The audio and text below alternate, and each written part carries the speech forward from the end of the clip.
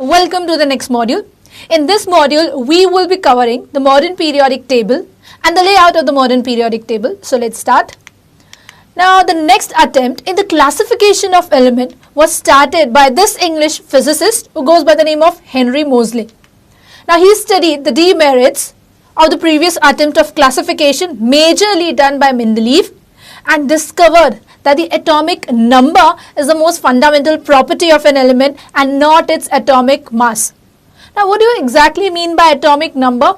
This we've already studied in the previous standard, that atomic number means either the number of protons or the number of electrons. Now Henry Moseley found that the electrons actually take part in a chemical reaction and it is never the protons.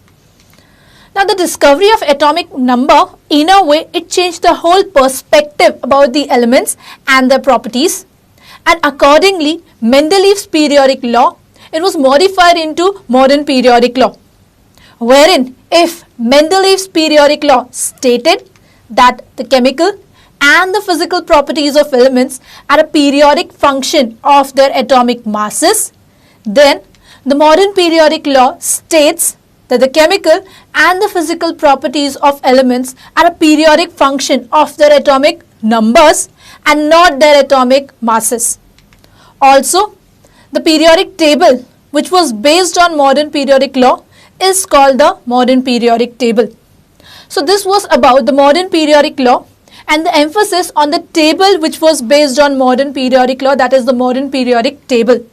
From here on, we are going to understand the layout of the modern periodic table. Now this is how a modern periodic table looks like, wherein in the modern periodic table you will find periods. What are periods then? The horizontal rows in the periodic table, they are called as periods. Now in the modern periodic table, along with the periods, you will also find groups.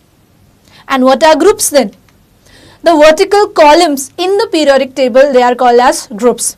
Now this modern periodic table, it is also called as a long form of periodic table. You'll think the reason why? The reason remains that in order to place all the known elements, Moseley added many more groups, hence extending the length of the table. That is why it is called as a long form of periodic table. So in the modern periodic table, you will find that there are total of 18 vertical columns, that is 18 groups, 7 horizontal rows, that is 7 periods, and in the table itself you will find 2 additional series which are present at the bottom of the periodic table, and this is the final layout of the modern periodic table.